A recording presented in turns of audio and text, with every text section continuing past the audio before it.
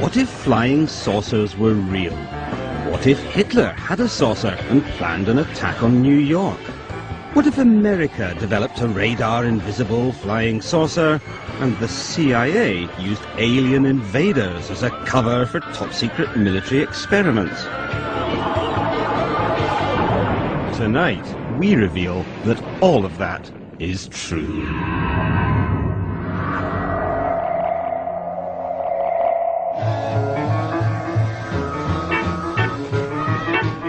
For 50 years, the world has been flying saucer crazy.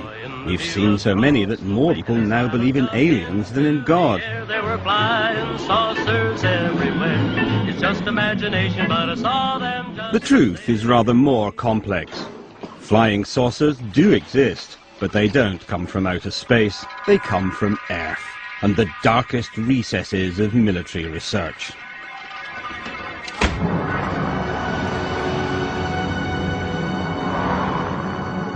It all began in 1932 in Bucharest, when this man, a flight engineer called Henry Coanda, made an extraordinary discovery using a disc-shaped flying object. One of the first people to see Coanda's experiments was then a 20-year-old aeronautical student called Radu Manikatide.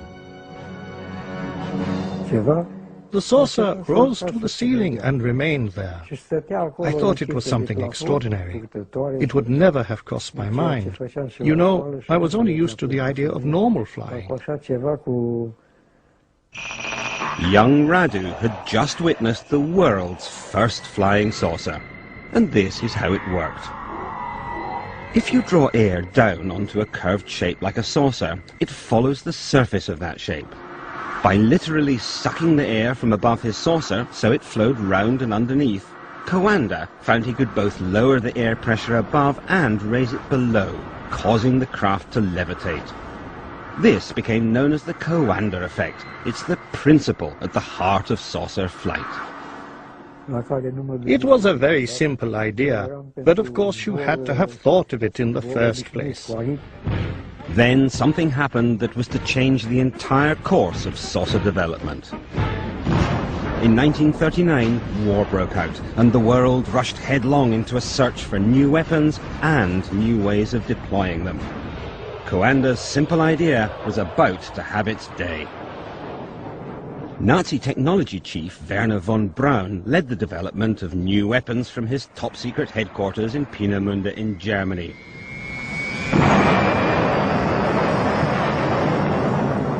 Here, he developed state-of-the-art weapons of terror, like the V-2 rocket. This was really the central location from which all projects were run for quite a long time. What few people knew was that 260 miles away in Prague, the Nazis had an even more secret research establishment and were working on a fantastic new flying craft. There were as many as 15 prototypes that they built, tested, discarded, and went on to the next one. And the firm at the heart of these frightening new developments? Skoda. The SS was using, and the Air Force were using Skoda to manufacture aircraft of all sorts. But by 1944, things were going badly wrong for Hitler. He needed to reassure his allies, chief amongst them Italian dictator Benito Mussolini. Hitler told Mussolini he had spectacular new aircraft that could change the course of the war. He called them his Wunderweapons. In July 1944, Hitler invited Mussolini to Germany with his chief advisor on weapons technology, Luigi Remersa. Later, Remersa was taken to the top-secret Skoda base where the new aircraft was being developed. Today, Luigi Remersa is 84 and living in Italy. He has agreed to describe what he saw that day. Yes, I saw it.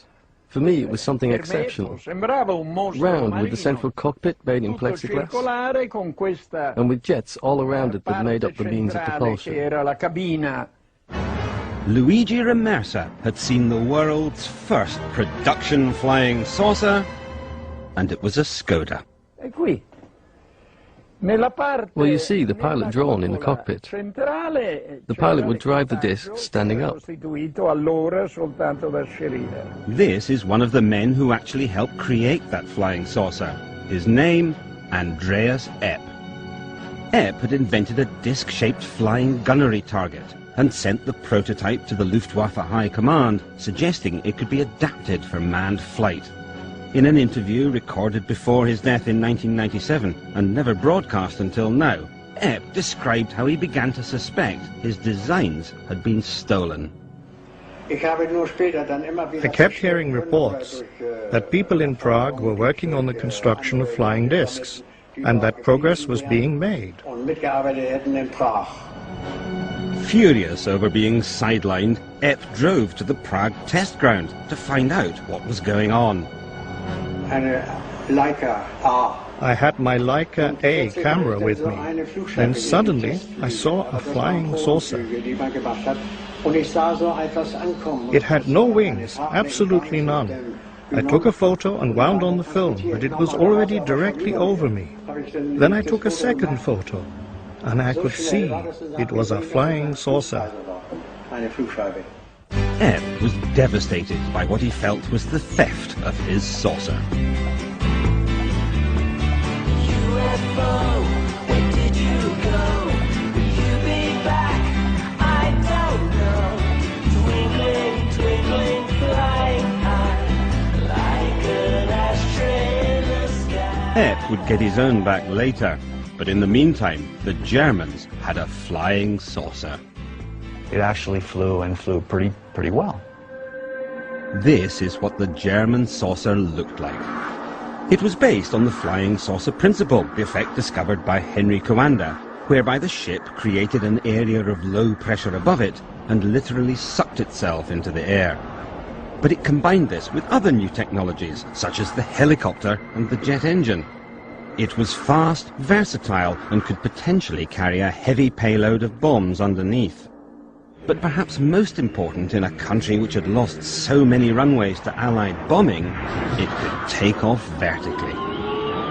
These saucers worked in one sense almost like a helicopter in that they had rotating vanes. The vanes would rotate underneath the saucer and were powered by a jet, the same jet that moved the saucer forward, would be directed up to spinning these vanes to give it lift. They were to be used as a bomber. Every machine built in those years was a war weapon. What was to be the final battle of the Third Reich.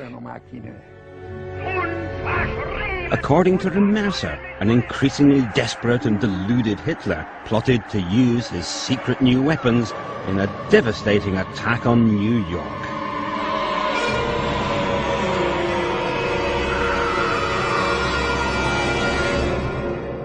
Hitler said once, "God forgive me for the last 5 minutes of the war."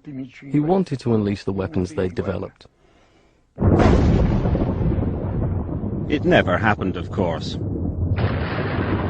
The Russians were advancing on Prague, and while the German rearguard fought desperately on the streets, the scientists in the Skoda plant tried to destroy the evidence of their research. The pressure of the enemy was unbearable, and the airfield was blown up with dynamite, and the saucer blew up with the rest of the equipment. They pushed the saucers from their hangars onto the tarmac, put explosive charges in, and blew them up and let them burn right there on the tarmac in front of everyone. They destroyed the saucers themselves, but the Nazi scientists who built them had survived, and the victorious Allies turned on each other in a fight to get them. So who would win the race for the secrets of the saucerman?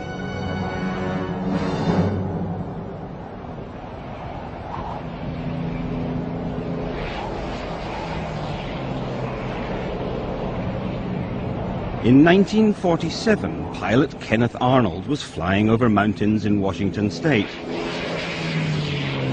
when he saw 9 objects shooting across the sky at incredible speeds. He thought that they traveled in a motion that he compared to saucers being skipped on water, which is kind of an unusual analogy, but that name stuck, and that's why they became flying saucers. The sighting has become celebrated as the moment the flying saucer age was born. It sparked a frenzy of public excitement, but it was a frenzy fueled by paranoia. Air Force intelligence began to be concerned that these things were Soviet reconnaissance vehicles. Because this was the start of the Cold War. This coalition was to be torn asunder.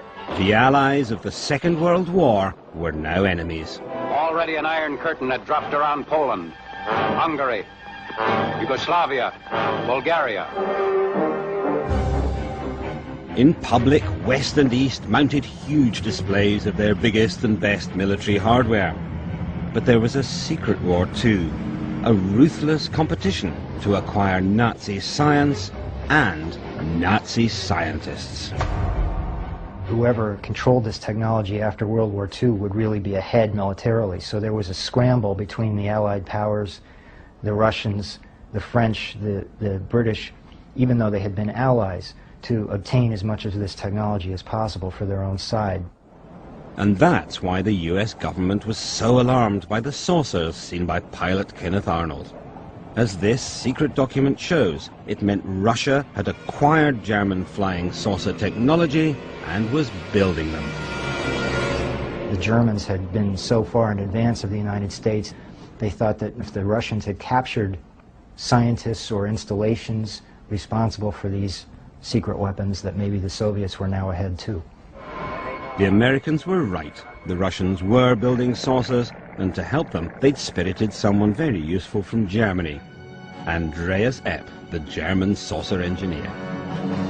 Immediately after the war, Andreas Epp decided that he wanted to work in the Soviet Union. So he moved to Rostock and was contacted there by Soviet agents. And the Soviet agents seemed to know who he was. And of course, Epp liked this a lot because somebody was acknowledging that he actually was of some value, and whereas before he had been minimized. I thought to myself, I have to carry on. I owe it to the people who worked on it. And I started to build a flying disc. Epp worked primarily on the steering mechanism of the Soviet saucer. His specialty was the guidance part of this type of saucer. In other words, making it respond to controls, linking the controls to the saucer movements itself. According to Epp, the Russian saucer was extraordinarily maneuverable, but it was also versatile, and it had to be. It was a jet, and they wanted something that they could use, interestingly enough, in polar regions. The reason for that was obvious. The quickest way to North America was over the pole. That was a fact not lost on an increasingly paranoid America. Even Hollywood suspected the Russians were up to something sorcerous. Now, the first country that learns the secret of the flying saucer will control the skies of the world. And I don't want that country to be Russia. A lot of the sightings were in the northwest part of the United States. It was near the Boeing plant in Seattle, where all of the U.S. bombers were built. And it was also near the Hanford nuclear reservation in Washington State, where the plutonium for the nuclear bombs was produced. They were very strategically sensitive parts of the United States, and it was the closest part of the United States to the Soviet Union. So it's where they would have expected Soviet planes to come. By now, saucers were appearing everywhere. Hardly a city centre or movie set was safe. The government needed to put a lid on the speculation. And to do that, their psychological warfare experts came up with an elegant two-part plan. First, a scene. And that it is time that world governments officially acknowledge. A backup, they'd set rumours flying that the saucers came from outer space. I delivered the message. Now what? The plan was launched at a press conference in the Pentagon. It was July 1952, and a definitive moment in the history of spin. This is Major General John A. Samford, Director of Intelligence, United States Air Force, who conducted the conference. Samford's job was to deny there was anything significant about the reported sightings.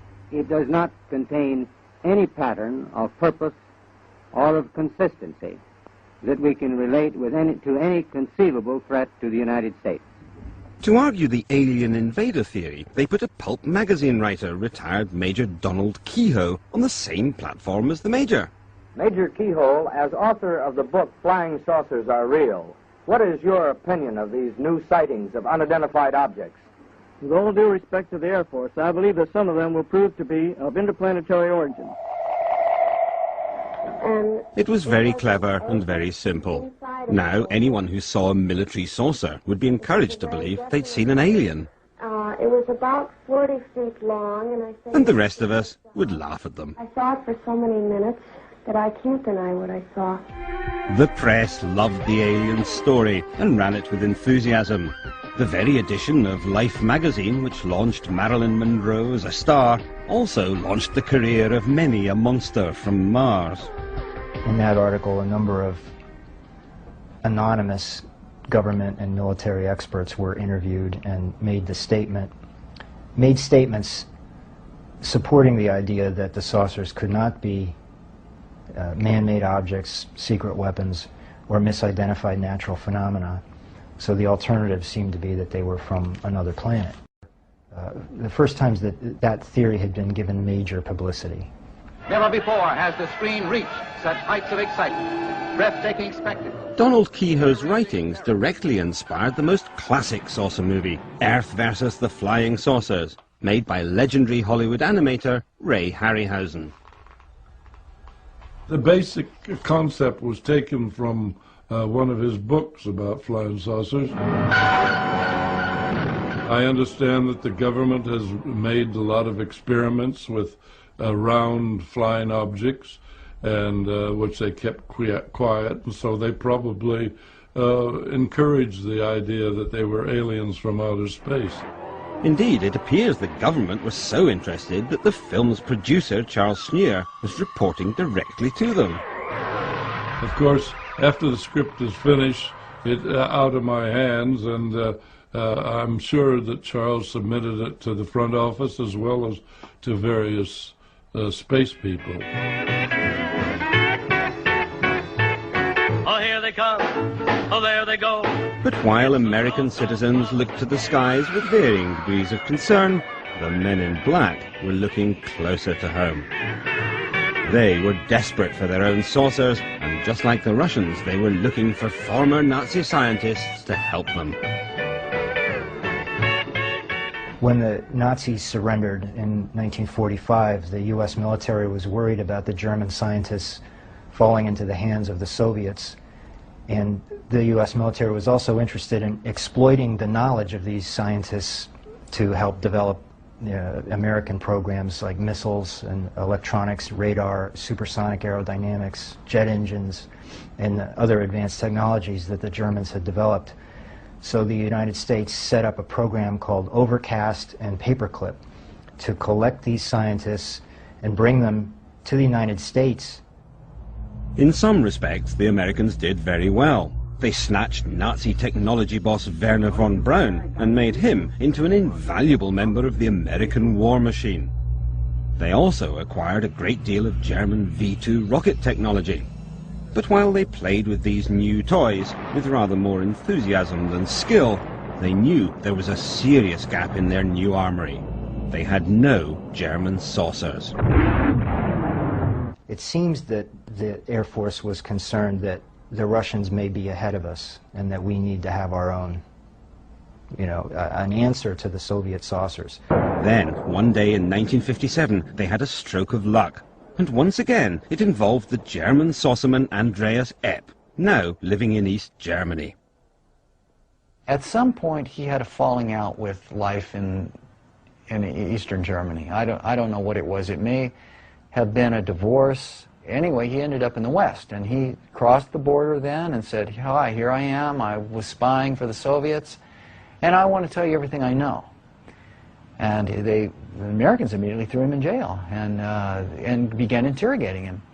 And while he was in jail, he started writing and drawing from memory what he had done for the Soviets, the Soviet saucer plan, and what it was going to be used for. With the help of Epp and others, America's saucer program began in earnest.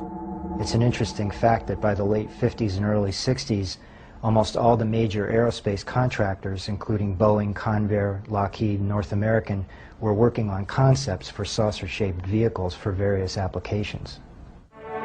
This is Lockheed's California division, senior member of the Lockheed family, birthplace of an always exciting family of wings. Lockheed was working on a number of saucer designs for the US Air Force. They all have a central engine that would point downward, and the aircraft would take off straight up, transition into horizontal flight, accelerate to very high speed, and then fly at over 100,000 feet. And this was very advanced thinking for the time.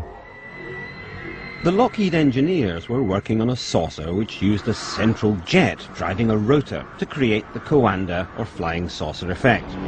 Once airborne, it redirected its jet to travel horizontally at supersonic speeds. But Lockheed wasn't the only US corporation working on this technology. Convair was one of the other major aircraft companies in the 1950s and 60s. Like Lockheed, Convair had both secret projects and a public face. In this case, Hollywood star James Stewart. Well, that was quite a day I had there. Believe me, that's quite an airplane. In the 50s and 60s, Bob Widmar was a senior designer for Convair and a key member of the team which built the B-58 Hustler. In the early 60s, it was the fastest plane on Earth. Well, that really got me excited. After all, the bird flies Mach 2. Now, Mach 2, that's 2 times as fast as the speed of sound. But Bob Widmar didn't just design jet aircraft. In the late 50s, he was given a stunning new brief to design an aircraft which was invisible. Invisible, at least, to radar. You had to be able to be non-detectable 360 degrees, because even at that time, the Russian radars began being hooked up together. The only way that could really be solved is by coming up with a thing that was shaped like a disc or a discus. In other words, Bob had to build a flying saucer because the military had realized that a flying saucer would make a perfect stealth craft. Conventional planes are detectable by radar because surfaces at right angles to a radar beam reflect back. A disc or flying saucer, on the other hand, sends back diffuse and confusing signals. The prospect of a radar-invisible aircraft had caused great excitement in military circles, and one day some shadowy figures called on Bob. When they first came out, I didn't know who they were. They didn't tell me, hey, I'm coming in here from the CIA, hey, look at my badge. Oh, they made me a member of the club. I didn't know that was the CIA that came. That shows you how goddamn secret that they were. In fact, the CIA was being even more mysterious than usual, because they weren't just fighting America's enemies, they'd been fighting each other. A secret turf war with the US Air Force over who should run spy planes. They cheat, they lie, they're crooks, they disguise. To meet with them, for example, I'd have to go to buildings that were half-finished in Washington. Airline reservations were made with fake names. It was hard on me and my wife, as such, to live this thing, and the thing was a whole bunch of fake stuff. It was almost where you couldn't tell the realism for what was just a phony. Bob reluctantly agreed to work on the project, the design of a radar-invisible, saucer-shaped object. I never would want to do it again, to have to live under that kind of a climate. You couldn't talk to anybody except at certain places that they selected. The project was so highly classified The project was so highly classified it was not supposed to exist, a condition of absolute deniability known as a black project. There's all kinds of black. I'm talking about the extreme black. I have lived through the extreme black. Bob's project has never been declassified, and the CIA removed all his records and designs. Well, I guess that just about sums up the story. Or does it? Because while the CIA was keeping Bob in the dark, another craft was being brought into the light.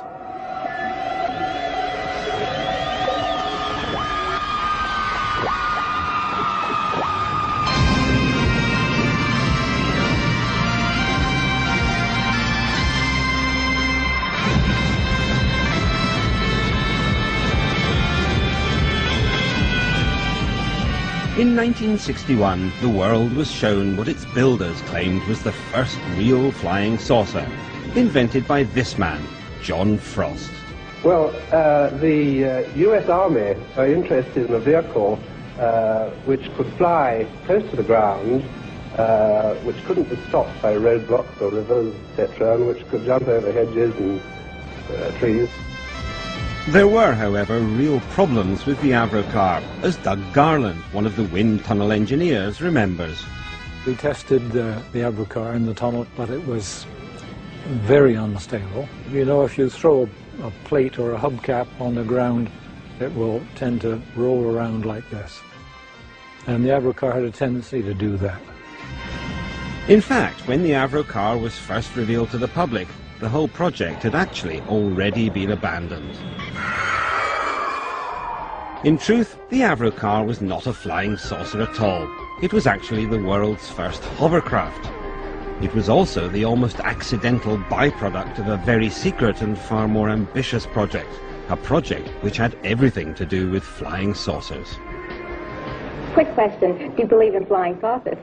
Not in the sense that people believe they come from Mars and places like that, no.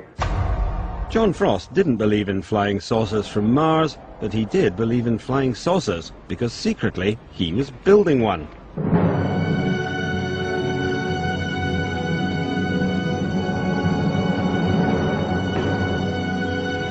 This film has never been seen by the public before.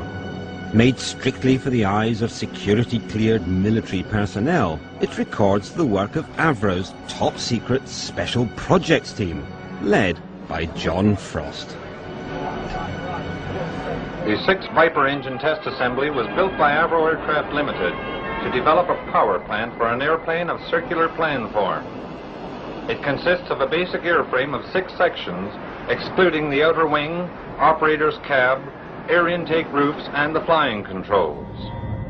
Frost was building a huge jet-powered supersonic flying saucer, codenamed Project Y2 or Weapons System 606A. On completion, it is anticipated that a considerable advancement will have been made toward the advent of disc flight. And it, too, utilized German saucer technology.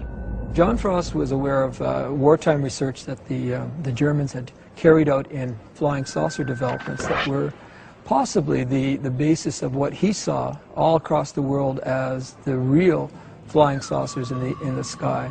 And that almost came at a time when the CIA was funding some research into a design concept much like the flying saucer he had in mind. The US military was excited by the vision that Frost presented. These original secret project specs for the saucer showed it could fly higher and faster than any craft or weapon system then available. Air Force documents are ambiguous about what the purpose of the saucer was. And that it is time that world governments officially acknowledge system. Given the performance that Avro thought they could get from this vehicle, it would be able to evade any defenses and, attack any other plane with impunity. The military enthusiastically pumped huge quantities of money into his project. The Special Projects Group then became an entity unto itself. It was given a place in the flight test area, and now began to work on what in fact Frost had started to look at as the ideal shape, a completely flying circular disc. I had no idea that there was such a thing as the Special Projects Group, because it was very classified, top secret and all that.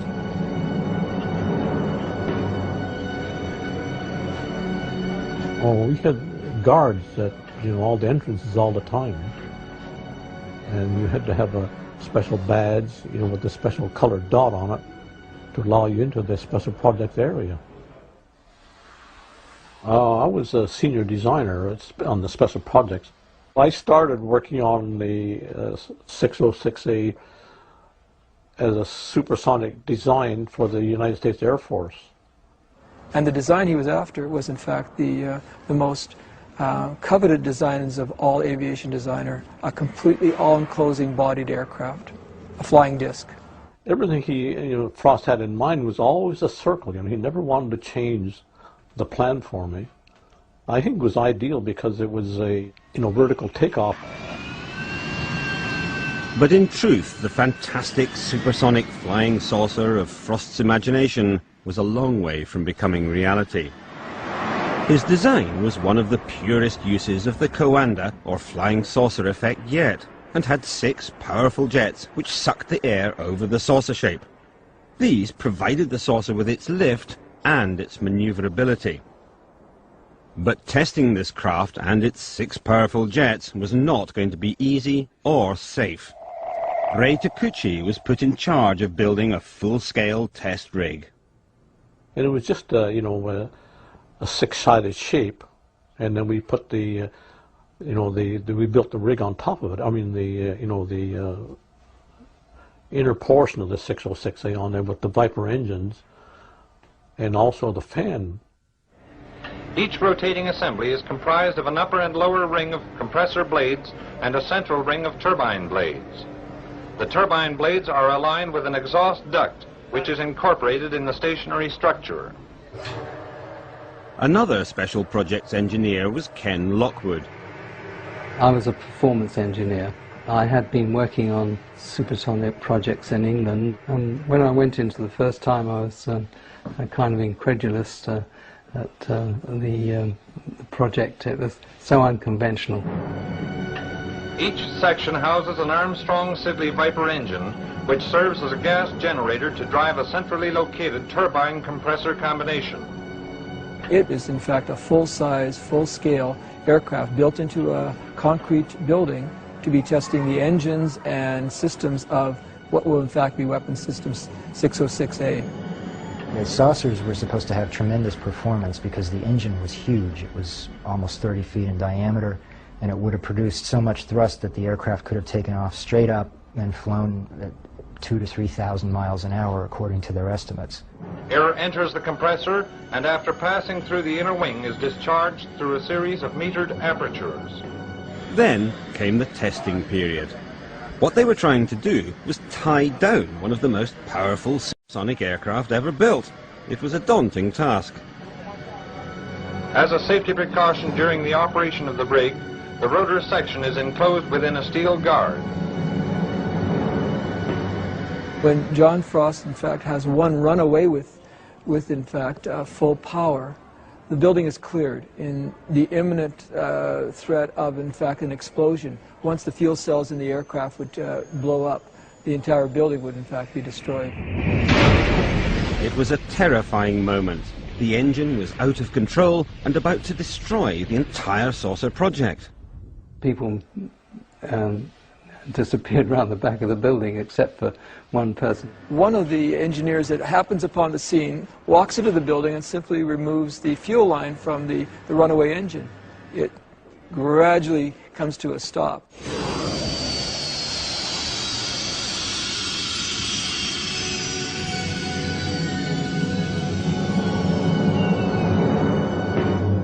After that, it was deemed rather dangerous to run it, so they abandoned that. But things were also beginning to go badly wrong for the Avro Corporation itself. In 1959, its main conventional contract, a massive project to build a supersonic jet, the Arrow, was suddenly cancelled, and the company went into financial meltdown. John Frost was removed from his own project. The maverick genius behind the Avro flying saucer left the company forever and moved with his family to New Zealand. But the American Air Force were far from happy. They still wanted a saucer, and if Avro wouldn't build it for them, they'd have it built themselves.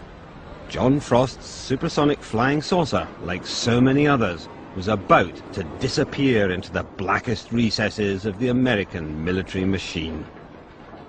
Well, last I heard was 606A went to Bell Aircraft in Fort Erie, I believe it was. From then on, all that remained was rumours. In the years following the disappearance of Frost's saucer, sightings, many laughably unconvincing, continued to grow. But some turned out not to be a product of fevered imaginations at all. The CIA's U-2 spy plane was a classic black project. It operated in absolute secrecy for over 8 years and would have remained secret to this day had it not been for the dramatic events of 1960, when U-2 pilot Gary Powers was shot down over Russia and then held for 2 years before being traded for a Russian spy. And the CIA's own history of the U-2 program makes the statement that, quote, 50% of the UFO sightings were caused by the U-2.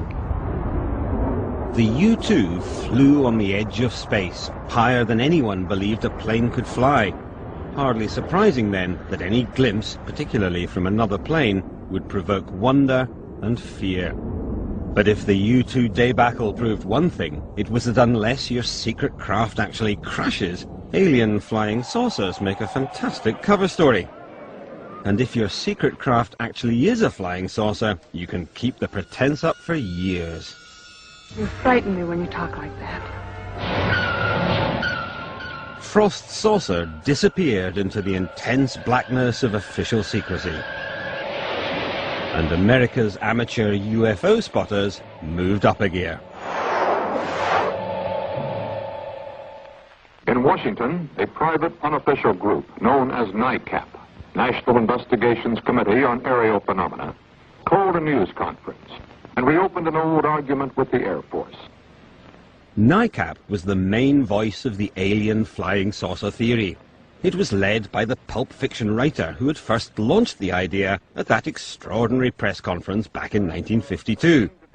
14 years later, he was still hunting aliens. NICAP's director, Major Donald E. Kehoe, a retired Marine Corps officer, insisted that the Air Force knew more than it was telling. We are being observed by some type of device which is ahead of us, far ahead of us, and is probably controlled by a highly advanced superior civilization. And for the umpteenth time in as many years, the Air Force, called before a congressional committee, said it was hiding nothing. Air Force Secretary Harold Brown. We have not been hiding anything. It all seemed so straightforward. The amateurs accused the military of covering up an imminent alien invasion, and the military deny it. So no one looks at the third possibility, that the UFOs are military craft. How lucky for the government that these enthusiastic amateurs were so well organized. We believe that UFOs are real, that they are from outer space, and that they are intelligently controlled. Except their organization wasn't a product of luck at all. NICAP was led by men from the shadows. Board members included Roscoe Hillenkoetter, the CIA's first director, and a CIA operative, Bernard J.O. Carvello. NICAP's first manager was Nicholas de Rochefort of the CIA's Psychological Warfare Division, and when Kehoe resigned as chairman of NICAP, he was replaced by Joseph Bryan, also of the CIA's Psychological Warfare staff.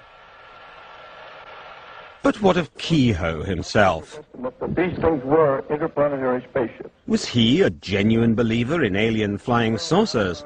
Or did he have any connection with America's military research into German flying saucer technology? One man who might know was the German saucer engineer Andreas Epp, who'd gone over to the Americans. In an interview recorded in 1997, he came up with a remarkable answer to this question. Do you think the Americans wanted to keep your flying disc secret? From the beginning, from the very beginning.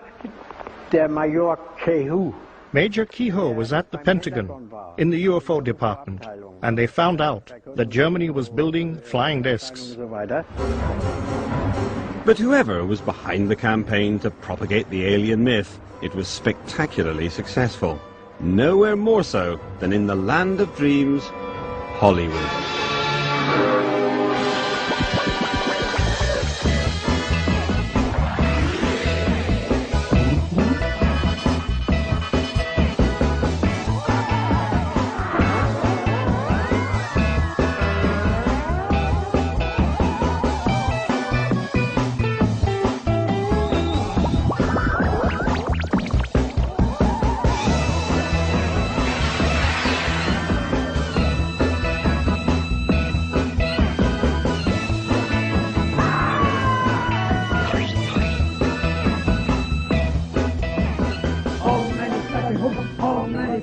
It even sparked a religion. All our information comes through our leader, who is a yogi, who is in direct contact with space intelligences.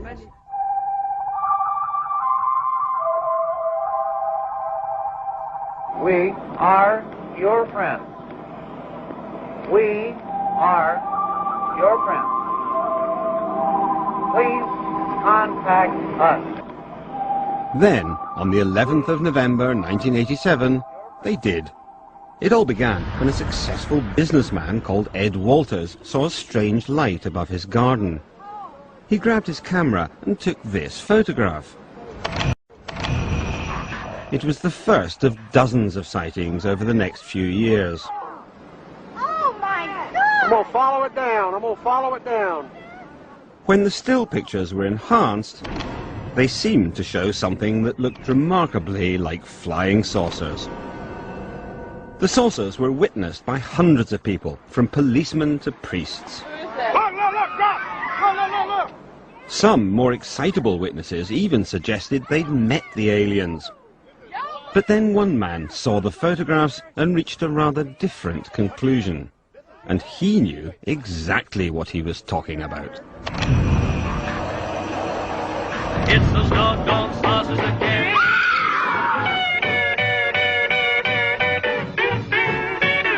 Gulf Breeze, Florida. 17 years ago, this was the location for one of the most sustained series of flying saucer sightings in American history.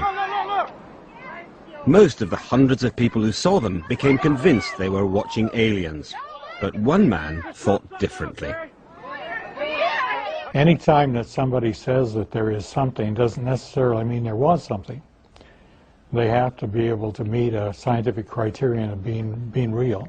Upon coming across the Gulf Breeze sightings, however, the configuration was radical enough that we could see up inside. And that was up inside was light, and it as though it was hot. And not only that, but it was circular in configuration. Boyd Bushman thought he recognized what was powering these saucers, and he recognized it because he himself had worked on the technology. Bushman had spent 35 years in the forefront of weapons design, inventing the prototype of the Stinger missile before moving to Lockheed, at the heart of the American military saucer industry. While he was there, he and his team began experimenting with a radical new source of energy. This is nothing more than 250 turns of number 30 wire, and we took the leads and plugged it into standard house current. What? And that it is time that world governments officially acknowledge. There it is. Even now, Bushman doesn't fully understand how this works. But when he saw the photographs of the Gulf Breeze saucers, he began to wonder if they were using the same technology. You see, it starts smoking. This experimental coil is extremely dangerous and becomes very hot within seconds. But Boyd believes that explains the white glow inside the Gulf Breeze saucers, which he thinks are unmanned drones.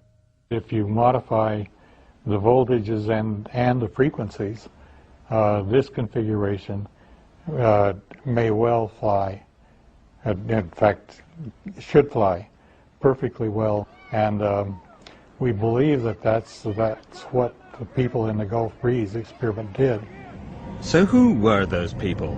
He believes the saucers are another top-secret project developed by the U.S. military. It was probably nothing more than another branch of us. We have many, many little caveats of top-secret areas. I've been in many of them. I did indeed stumble across this and probably did develop it. And they did indeed have it, choose that area to demonstrate this technology. They are devious and capable of doing this and worse. They've certainly been devious before. In the 1970s, there were a series of dramatic sightings of UFOs, but these were different. Many seemed to be triangular rather than circular. Speculation among the UFO spotters became frenzied. But then, this man came on the scene. His name is Jim Goodall, and he is, by day, a curator at the Museum of Flight in Seattle. But in his spare time, he does something else. I go out in the desert when I have a chance. I've been out there over the last 15 years, about 80 some odd times. Jim visits top-secret aviation sites to photograph America's covert black projects. The best way to avoid being spotted is to rent a vehicle that's neutral in color. I had some infrared suppressive camouflage netting. I put that over the vehicle, throw some sagebrush on top of it, and they look around, they don't see anything that's obvious. In 1988, Jim took a photograph of a craft that had been shrouded in the blackest secrecy for over 10 years. I had my cameras out. I heard something take off. I saw a T-38 in the air, which I identified. And then over my head came an F-117. The F-117 is the stealth fighter. For over a decade, it had been flying in the skies over America, any sightings conveniently explained away by the alien myth. I went through a 36 exposure roll of Kodachrome, and I had, I think, 2 frames that weren't fuzzy or blurred. I was shaking so much. It was one of the more exciting times of my life. What I shot was this, this image right here. With this photograph, Jim revealed the truth of the triangular sightings. If you look at an F-117 head-on, it looks like a flying saucer. So if you can't identify it, it's an unidentified thing. So if you don't know what it is and it's in the air, it's a UFO, an unidentified flying object.